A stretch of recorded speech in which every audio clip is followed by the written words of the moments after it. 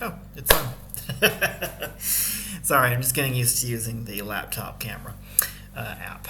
But okay, so I just wanted to make a quick post to let you know, guys know that nothing is happening. You probably already know that nothing is happening for you too. Everyone's kind of locked in. I did find a timeline online, news, an English news site for Vietnam.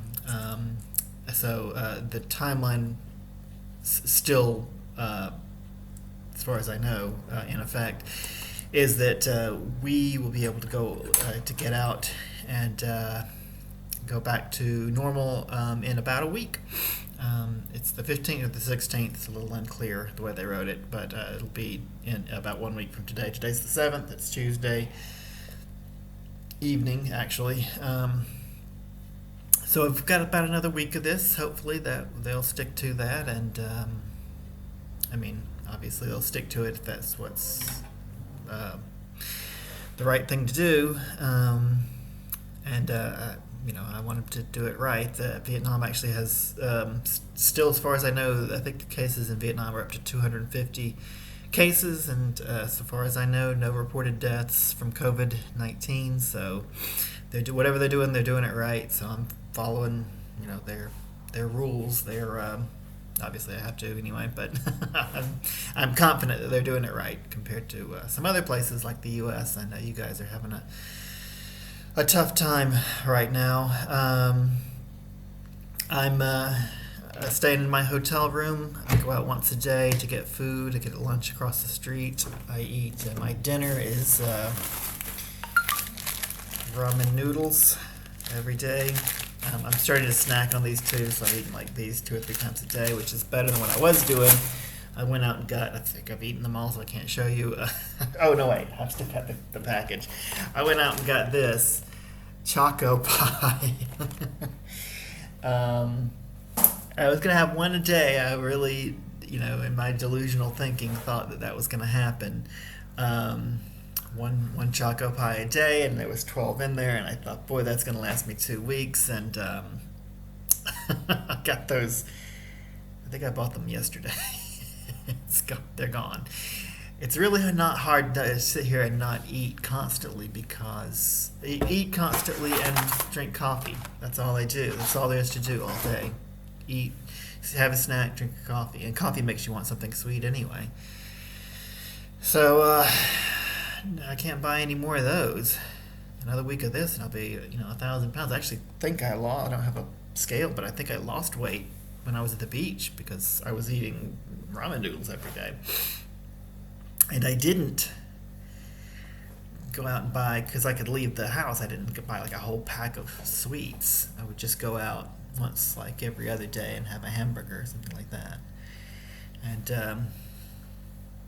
And others saying, Vietnamese sandwiches, banh mi. But I can't go out and get those now. Those are cheap. That's a cheap way to eat. I don't know if I mentioned this before. The hotel actually has a restaurant, and I think the lady was very eager to have me eat in the restaurant. And it sounded good. The food sounded good, and it was good. I mean, the food wasn't the problem, but she was going to sell me like food in the restaurant for $200,000 a day, which is probably a discount. I mean, that probably is a good price. In fact, compared to restaurants that I've been to, which I don't go to restaurants very much. It's a fine price for a restaurant, but I don't eat restaurant food every day, and I'm not looking to spend that kind of money. I can walk across the street and get my little lunch every day for like 35,000 dong. And she's wanting to charge 200. Can't really do that. I can get a week's worth of ramen noodles for one meal.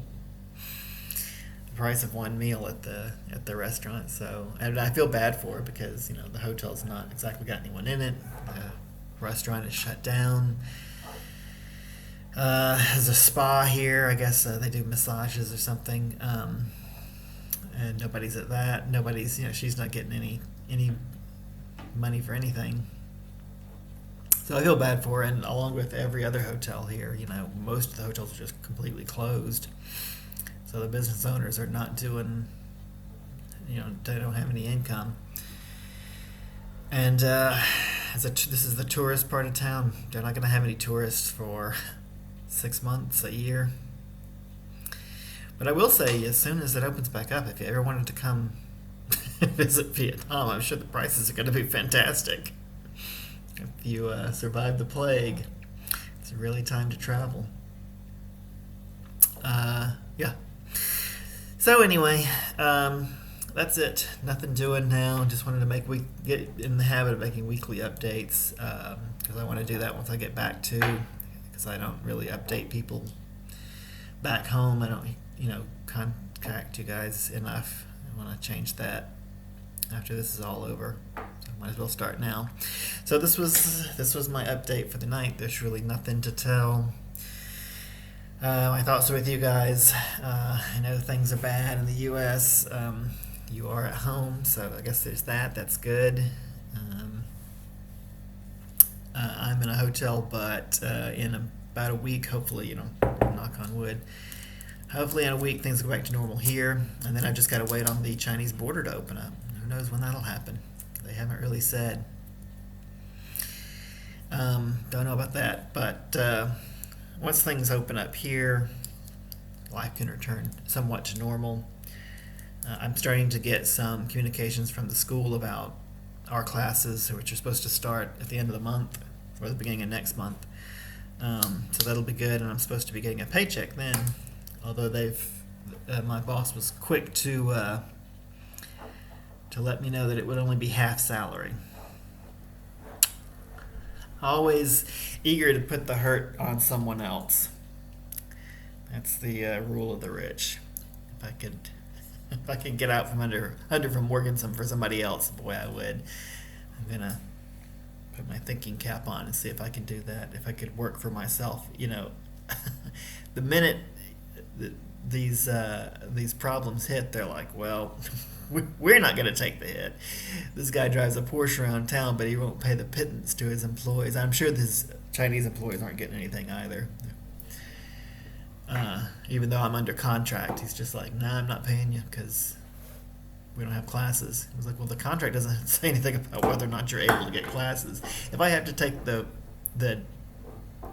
risk that goes along with owning a business, but I don't get the benefit of, I'll make tons of money if you get lots of classes.